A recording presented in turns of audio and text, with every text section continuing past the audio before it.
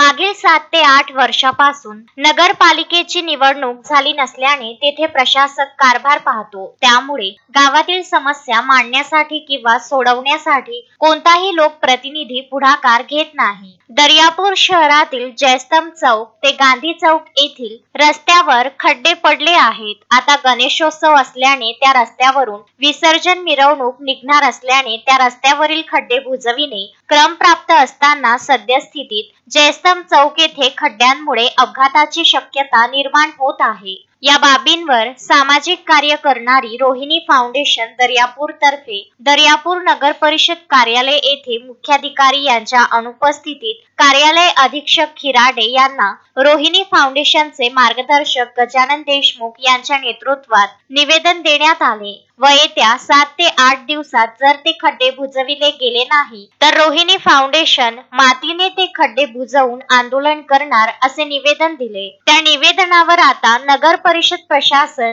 काय करणार हे पाहणे औत्सुक्याचे ठरणार आहे. निवेदन देतेवेळी रोहिणी फाउंडेशनचे अध्यक्ष किशोर ठाकूर, सचिव निलेश पारडे, कोषाध्यक्ष दत्ता पाटील कुंभारकर, सहसचिव अमोल कंटाळे, सदस्य सौरभ रहाटे इत्यादी उपस्थित होते. त्याच वेळेस दर्यापूर नगर परिषदेचे माजी बांधकाम सभापती शिवाजी देशमुख हे सुद्धा खिराडे यांच्या केबिन मध्ये बसलेले होते. गजानन देशमुख, विदर्भ न्यूज, दर्यापूर.